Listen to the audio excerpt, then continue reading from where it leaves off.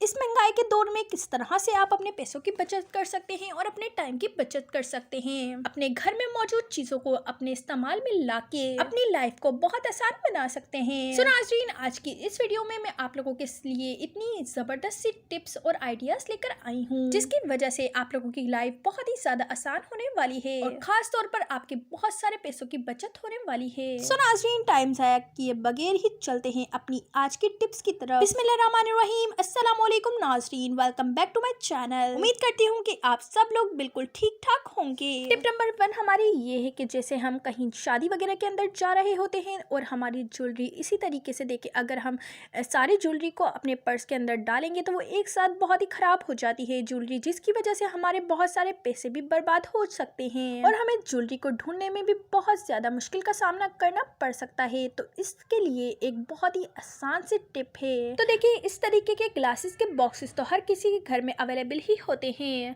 जो कि बिल्कुल ज़ाया हो रहे होते हैं, एक कोने में पड़े होते हैं। आज हमें इस बॉक्स की मदद से ही हम अपनी सारी ज्वेलरी इसके अंदर रख सकते हैं। देखिए, इस तरीके के हमने बहुत सारी ज्वेलरी को इसके अंदर सेट करके रख देना है, जिसकी वजह से आपकी ज्वेलरी बिल्कुल भी खराब भी नहीं होगी और इसके अंदर काफ़ी ज़्यादा ज्वेलरी आपकी आ सकती है। देखें कितनी ज़्यादा इसके अंदर ज्वेलरी आ सकती है। आप इसके अंदर बहुत सारी अपनी ज्वेलरी को सेव भी कर सकते हैं। देखें, इस तरीके से मैंने इतनी सारी इसके अंदर ज्वेलरी रख दी है और अभी भी इसके अंदर बहुत सारी स्पेस है। और देखें, ये बहुत ही इजीली बंद भी हो जाता है और ये बिल्कुल भी नहीं खुलता जब तक आप खुद ना खोलें।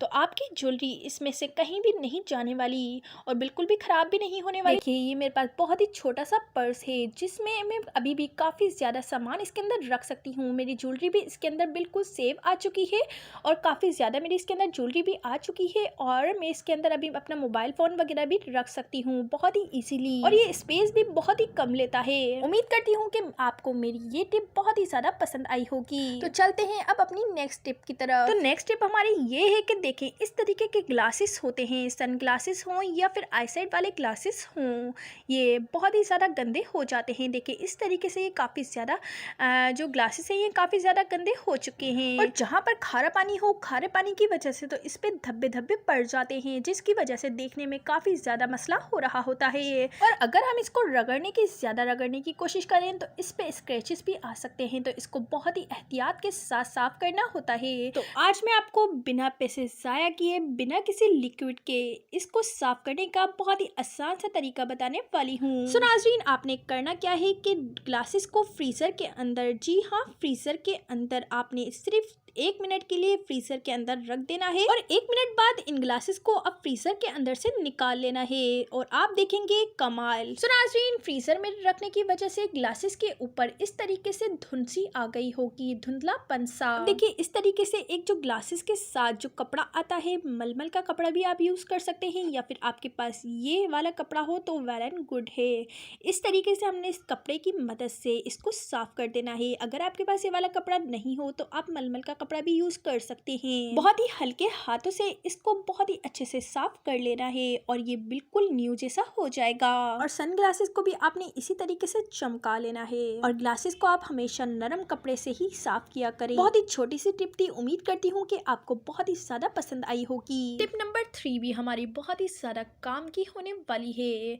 तो टिप नंबर 3 की तरफ बढ़ने से पहले आप लोगों से गुजारिश है कि जिसने अभी तक चैनल को सब्सक्राइब नहीं किया तो जल्दी से चैनल को सब्सक्राइब कर दें और वीडियो को फुल एंड तक वॉच करके वीडियो को लाइक कर दिया करें। तो टिप नंबर 3 हमारी ये है कि देखें, इस तरीके से जब हम बिरयानी वगैरह घर में बना रहे होते हैं तो हमारे हाथों पे फूड कलर या फिर हल्दी का रंग चढ़ जाता है जो कि निकलने में बहुत ही ज़्यादा मसला करता है और हम कितना ही हाथ धो लें तो वो हटता ही नहीं है और हमें कहीं जाना हो तो हमें बहुत ही ज़्यादा शर्मिंदगी का सामना करना पड़ता है। हमारे हाथ इस तरीके से बहुत ही गंदे से लग रहे होते हैं। तो आज मैं आपको बहुत ही आसान सा हल बताने वाली हूँ। देखिए, इस तरीके से जो टूथपेस्ट होती है जो कि हमारी ख़त्म हो जाती है, इनको आप फेंका ना करें, इनको आप कट करके देखें, इसके अंदर से बहुत सारी टूथपेस्ट इसके अंदर रह जाती है, इनको भी आप यूज़ कर सकते हैं।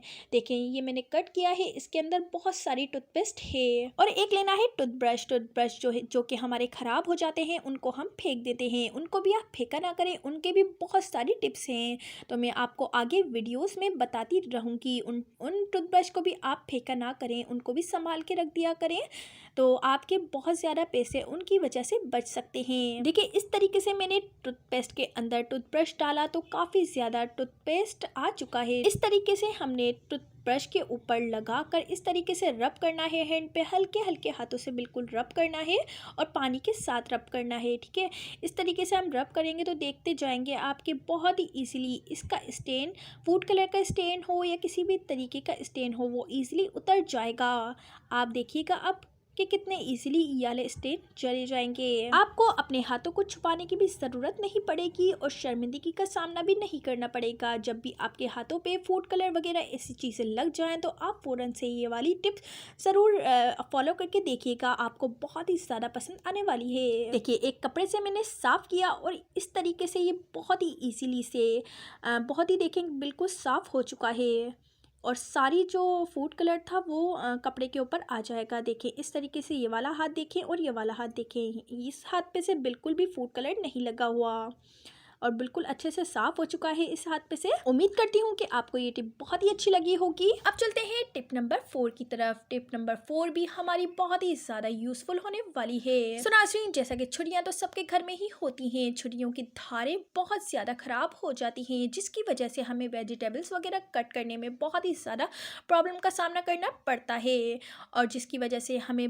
बाजार से छुरियाँ बहुत ही महंगे पैसों में छुरियों को तेज करवाना पड़ता है। तो आज मैं आपको बताऊंगी कि घर में मौजूद चीज़ों से ही आप छुरियों को किस तरीके से तेज कर सकते हैं। देखिए ये वाला जो जूना होता है ये तो हर किसी के घर में अवेलेबल ही होता है। इस जूने की मदद से आप बहुत ही आसानी के साथ अपनी छुरियों को घर में ही तेज कर सकते हैं। देखिए इस तरीके से आपने जूने को रखना है और छुरियों पे इस तरीके से आपने चलाना है। इस तरीके से आपकी छुरी देख सकते हैं आप बिल्कुल शाइन आ चुकी है।